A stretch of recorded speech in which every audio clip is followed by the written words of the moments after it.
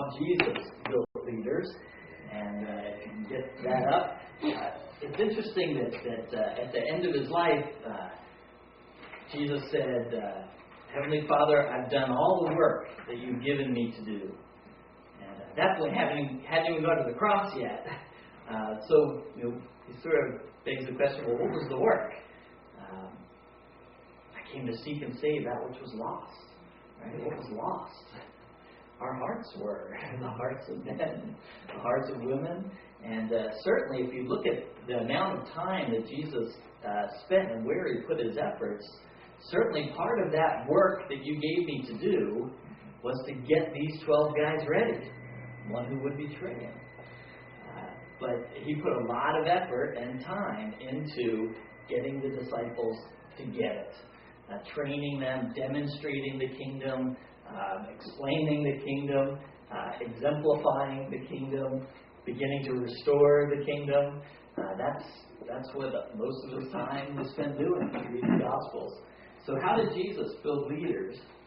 I got this from my buddy Malcolm Weber. He and I are going to be in Los Angeles doing a big conference around leadership training in China next week. And he has a really good website to remind me to get that one to you. I think it's Healthy Leaders, Building Healthy Leaders, or something like that. Anyway, what did Jesus do? He focused on a few. His vision was huge, right? What was his vision? The complete restoration of the earth and mankind and the new heaven and the new earth. That's a pretty big vision, right? Didn't get a whole lot bigger than that. But how did he go about it? His strategy was somewhat small, right? I mean, it seemed kind of limiting to only do 12 people, but that was his strategy. It was a multiplication strategy and not necessarily an addition strategy of evangelism and discipleship. It seems like the motto would be, it's better do a lot with a few and do a little with many.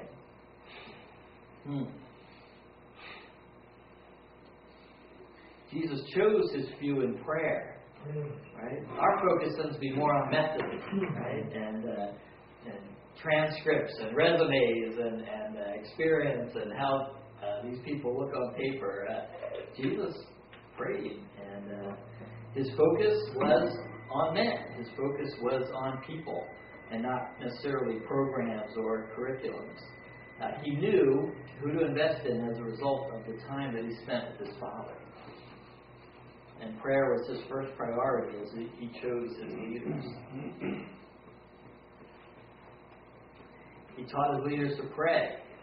Jesus not only knew God, he led his disciples to know the Father too. That's one of the key things of a spiritual leader is the ability to guide them to a deeper relationship with Christ. Few leaders will learn to pray on their own. They need to be taught. I don't think we're intentional enough doing this and praying with the people that we're seeking to impact and to lead. The primary characteristic of a Christian leader is that they know God and they live and minister out of this inward union. And I'll talk a little bit more about that. Jesus formed leaders personally. He called them first to be with him. Right? Come, follow me. Hang out a while. Right? He didn't instantly give them tasks to do. He had that presence with them. I think as a leader, the only time you ever see your leadership team or your ministry team is at business or church meetings, you're probably not fulfilling this aspect of what God did. It's so impressive to me when somebody comes, particularly a leader, comes and visits me at my workplace. Right? Oh, I want to drop that. I just want to see what your office looks like. I think, wow, that's cool. How many pastors have never been to the offices of their elders or their trustees? It's all only business. There just needs to be that relationship time. Leaders, of course, do not build followers. They build other leaders. Jesus shared his life with the disciples, right? It wasn't just the ministry part of his life that he shared, Right? They were camping out all the time. They were on prayer retreats. And they were in the midst of the battle sometimes. And they shared food. They did life together. And they watched him. They watched the joys. They watched the triumphs. They watched the struggles. They watched the fights with the Pharisees. They saw him in all the different emotions and circumstances of life. Right? If you're only ever seeing your pastor in his Sunday best with his smile on Sunday morning, you're probably not. I'd kind of like to see what happens when this guy gets cut off in traffic. But as leaders, sometimes we're hesitant to allow people to see us with our guard down, or to see us in less than perfect or proper way. But Jesus wasn't afraid, right? He wasn't afraid to have them with him all the time, to see him in all kinds of situations. Jesus demonstrated that suffering was a vital part. God's leaders know that suffering and brokenness produce the spiritual maturity and genuine faith. And in fact, there really isn't spiritual maturity and genuine faith without it. I always,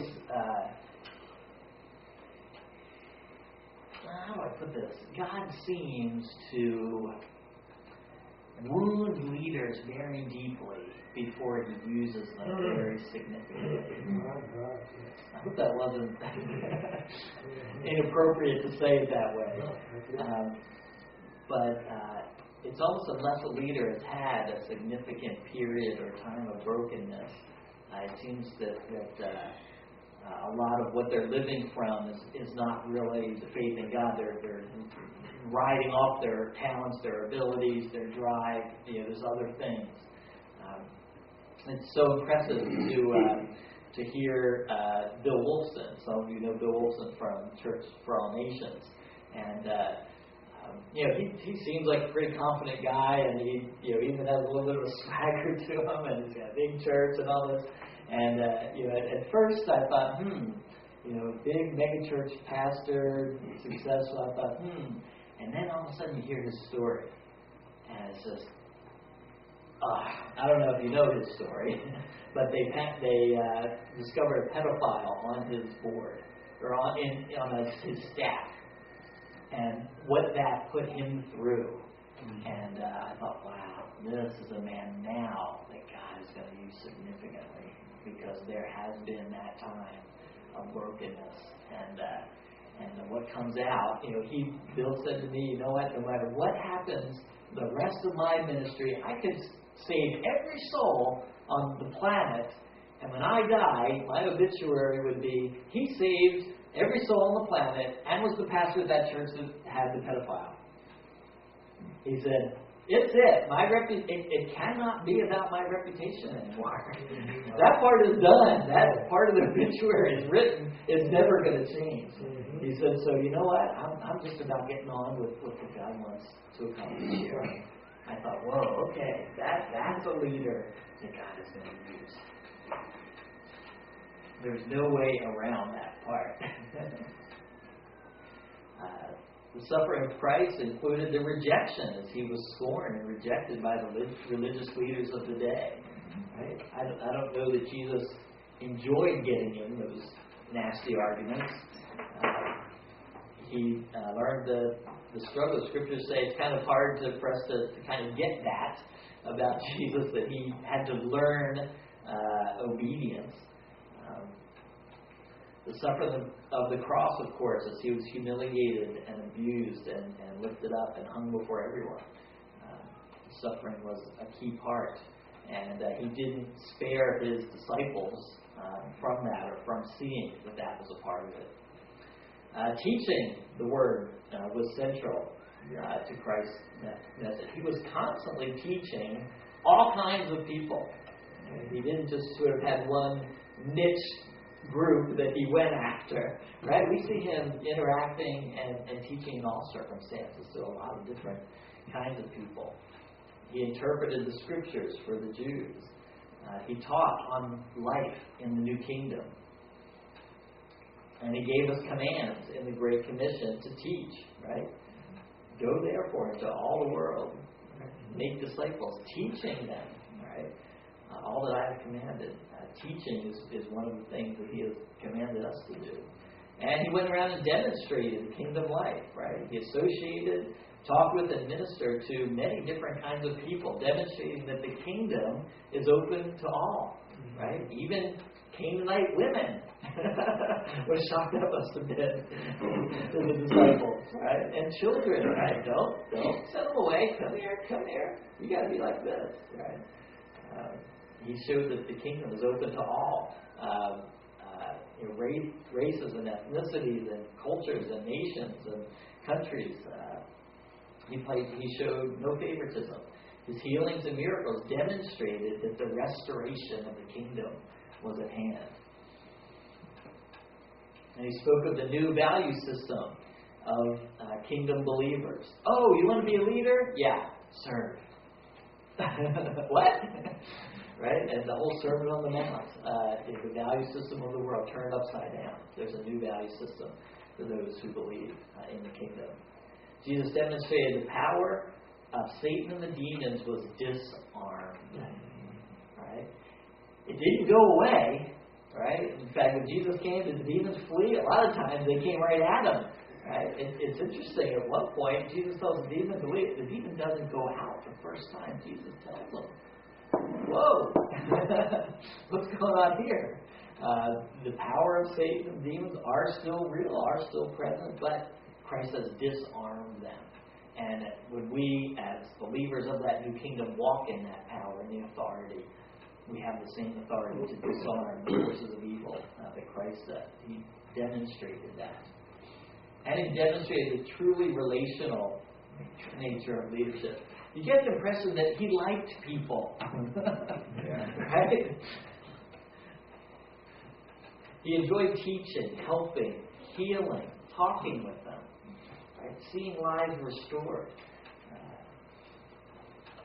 Apart from a genuine love for people, leadership becomes a plastic and passionless professionalism.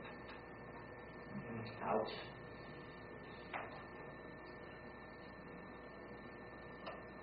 Jesus' discipleship team, a successor, 3 intimate friends, 12 core leaders, and an extended leadership team of 70. Right? He kind of had layers of leadership in his plan.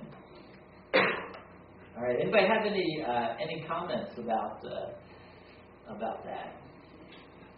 70 seems familiar with the Jewish practice. If there's 70 or 72 in leadership. The 72? Mm-hmm. You think that may be why he chose that number? The numerics are striking us on. Yeah.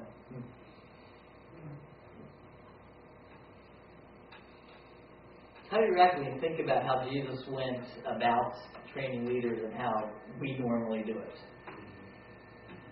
Right? That's not what we're doing here.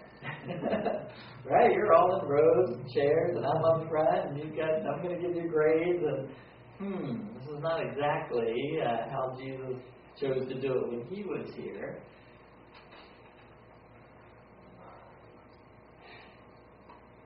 I think we have to somehow change how we live life. Really for that to happen. I mean, it's tough. Jesus actually went to the disciples and said, why don't you quit what you're doing? Why don't you go up your nets? Whatever those nets would be for today. Wow. And come and hang out with me. So there was really a commitment on the part of the guys that were following. Give up businesses, give up careers, give up whatever they had. Right. Spend that kind of time with them. Wow. In reading the handout, I thought it was very interesting how the writer told us how Jesus told his disciples to pray how to pray. And showed the importance of praying. And I thought that was very interesting. Right. How the leader, Jesus, showed and demonstrated his dependence on God through prayer. Right. And taught them how to pray. Even before he called the disciples, and in their presence and all of that other. Yeah. Any other comments, reactions to that?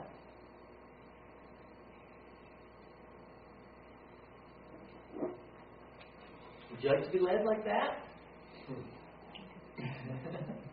I would. I think that's going to help all of us.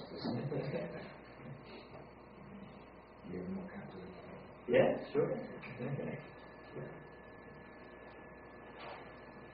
I like to mark mine up. I was afraid to mark up and look at it. We're going to move on to the one called Pastor's Rate, and this was also I think the second handout in your materials here. It came from a survey that was done. How pastors rate as leaders. I think I was thinking that the pastor thought it was ministry. Oops. He said he thought it was interesting how the pastors saw themselves and how people in the congregation saw the pastor. And it wasn't always exactly the same. One thing it showed is that quite often, at least the membership really does not know, understand who the pastor is, what he does, all his struggles, all his insufficiencies. Right. And the number of things that he's required to do. Right. That's no. But the end, that last remark on the end, where this will be yourself, don't worry about it. Yeah. How would you define Christian leadership? The actual way to call is one people. An actuated call of God.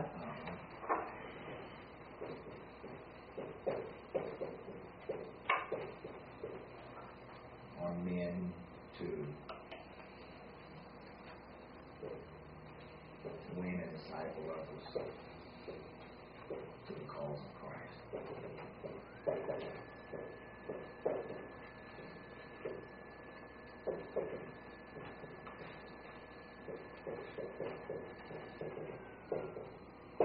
Wow, that's good. You were practicing. Actually, the call of God on men to win and disciple others to the cause of Christ. Wow, that was good. Is there anything else that should be included in that?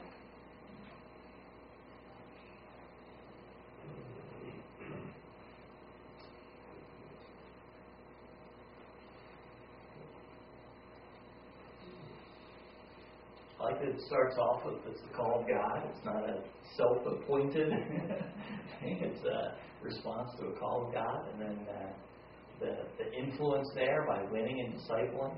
And then to what end? Right? To the end of the cause of Christ. I think a lot of times that in our work, quite often we try to fillet fish before we really catch them. We try to fillet fish before we really catch them. Right. You can't disciple a person who's not yet a Christian. And I think sometimes we are wrong before we try to disciple them. Good. Let's leave that with our working definition. There's another piece to that. Yeah. And I don't know exactly how to describe it, but it would be in balance with and respect for, if they're a married person, for their own family. Right. And the piece there is that doesn't fall out from under them in the process of what's on the board.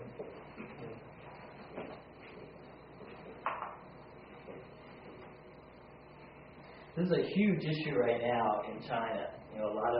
There's a lot of zeal in China right now for the gospel, and the itinerant evangelist pastors who will just leave and just stay away for months and months, and the families are just barely hanging on. The wives don't know what to do. The kids are like, well, that's what God's like. I'm not following that guy. It's really a serious problem right now. So having an element of this leadership should not be at the expense of marriage and family. This is what George Barna says. Christian leadership is the process of motivating, mobilizing, resourcing, and directing people to passionately and strategically pursue a vision from God that a group jointly embraces. That's where the group jointly embraces Blackaby in his book Spiritual Leadership, says to lead people on God's agenda for them. He puts it that way, which I think is a good way to put it also. Okay, so how do pastors rate as leaders? 92% of Protestant ministers in the study consider themselves leaders. That's good. Although less than 2/3 of those pastors actually possess leadership skills. That's the problem. This is right. Don't shoot the messenger. I didn't write this. I'm just reporting. Most churches have never seen a real leader. Wow.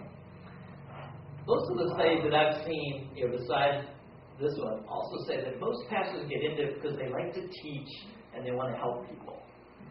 But they don't really talk about the leadership aspect of it very much. They mostly, want to be sort of elementary school teachers.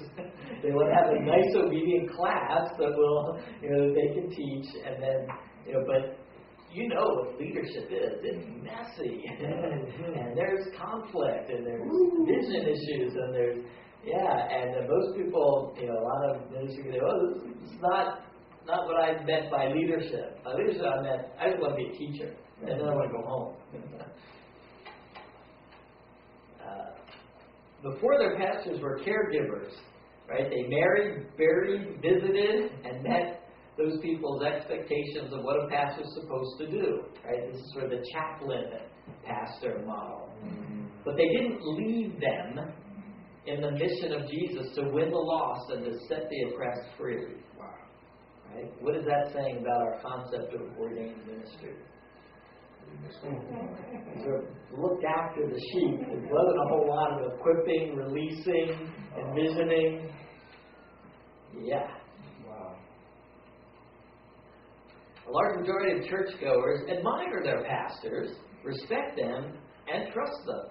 And they think the pastors are good managers of time, people, and goals. So they generally will give their pastors fairly good grades on those things. Pastors themselves actually rate themselves much lower in that area, in those areas. They think they don't manage time, people, and goals nearly as well as they could or as they should. This is an interesting table. Is the pastor, are you adaptable? 72% said yes. The congregation, is your pastor adaptable? 48% said yes. That's interesting. He thinks he's Mr. Adaptable, and they're looking and they're seeing the same thing over and over again. They're not seeing a whole lot of adapting going on. Are you flexible? I'm very flexible. Well, only 46% think so. Analytical. I analyze things very keenly. The people say, no. Only a third think. He analyzes things. And work in teams. Even the pastors give themselves less than 40 or less than half say that they're really working in a team. Most of these pastors they're running the show. They're sort of doing it on their own. And the congregants also see that they're not really working that much in a team. The problem with not working a team, and our case study kind of showed that last night, over time, the leader's problems will become the problems of the organization. Unless he builds a dynamic team to overcome his own shortcomings. If he doesn't, and you've seen this, think about the organizations you've been in, who've been run by leaders who ran the show. Their faults, their shortcomings became the organization's shortcomings. That inevitably happens. Yeah. Do you think sometimes even as leaders, that's really a lot of attention? Because I think as leaders, you'll recognize your shortcomings, and then you work so hard at compensating for it. You work so hard at somehow minimizing the damage your shortcomings become.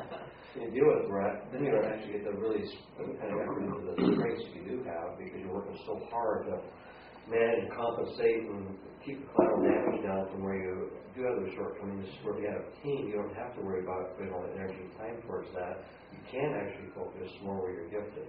Right. I would say, for what you just said, congratulations on realizing your shortcomings. I would say most leaders haven't pinpointed those or refuse to admit them. And do you think that's true? Haven't you seen that happen? At least once you know what they are, you can start compensating for them or building a team that will mitigate them. Yeah. Well, back to what you were saying is leaders/pastors, a great deal of them want to get into it for a certain reason, know that they have that gift or whatever, and fail to realize that the Bible says that you're responsible to do a whole lot of other stuff. They don't get the training, no offense, not picking on professors, but a lot of professors really don't know how to teach. They can regurgitate what they know, but in the overall teaching aspect, they don't. They fail to get that extra stuff. And it's real hard for us to have someone tell us how bad we are, what we're lacking in. That pride comes up, and our feelings get hurt, and then defense. I think too that there's another group of pastors perhaps who do realize their insufficiencies, but they don't know what to do about it. But they don't know what to do about it. See, that's what I was saying last night. That's what I used years ago. I know I went through that. I realized that there were some deficiencies, but I didn't quite know how to address it. I'm talking about myself. Yeah. And I realized, of course, what I was what the church was becoming. That inevitably happened. Yeah. He just said what he was is what the church was becoming. Yeah. And then he realized his own shortcomings, and then you begin to see it. Yeah. I'm sure that some of the other brothers there who passed a while, if they've had like experience, will know that until anybody learns particularly, he just doesn't know. Right. But regardless of what you do know, is that other area that you don't know. That, of course, limits what you're able to do. I remember years ago, we had come to a point where I wanted to build a church, another building, but I didn't know how to do it. I had people ready, but and even though we had built one new building, we were ready now to build a larger building, but I can remember very well. I was saying, Lord, I don't know what do I do here? And I really had to pray earnestly about it. But then, at the conclusion of my prayer, I knew exactly what to do. Point is, though, I think quite often as pastors, we don't know. We get to a point that we don't know where to go. Right. And it's a terrible thing not having anybody to whom you can go and talk. Right. And I think that's the problem with a lot of pastors. They don't have somebody. So what I've tried to do, and one of the guys here, several of them are coming, is to build a team of pastors who have learned and who have built themselves now. Wow. To teach and help, to teach and train other pastors. Right. How valuable that is, that mentoring. Exactly. As a young pastor, you become aware of your shortcomings, you don't know what to do with them. Yeah. And without somebody to take them to, right? You can't take them to your elders because they don't know what to do either, or where do you go with that? We're going to look at the ascent of a leader. Maybe we'll get to that today. But it talks about how the unusual pressures on leaders and how easy it is to be isolated. Howard Hendricks from Dallas, the leadership center down there, he said, I have dealt with enough leaders that when I meet one, I assume that they are lonely and isolated until proven otherwise. Yeah. Well, there are some unique things about leadership that can very easily cause people to become isolated. And then you get in that situation where do I turn? And it can be very frustrating. Where's Howard Hendricks again? Dallas? He's in Dallas, yeah. And what's the name of the school? Dallas Theological Seminary. That's what yeah. it is. That's okay. Yes. Yes. Okay. Right. Even though pastors think they're doing well at creating a team, rallying people around a goal, and keeping them up to speed, the people don't sense it. One pastor said, I think, quite frankly, we're viewed as being more rigid than we want to admit ourselves being, and more controlling of certain things. My heart's desire is to invest a lot of time in developing new leaders, but I don't get that privilege because I'm managing and administering a new church. I find myself always with too many balls in the air and I'm not as effective as I could be. That's probably the common sentiment of a lot of pastors and a lot of Christian leaders. Right? You know, we've talked about how key it is to focus on a few and pour your life into that. That is really hard to find time and the effort to do when you're doing all these other things that have to keep the church up. And it's common in the business world too.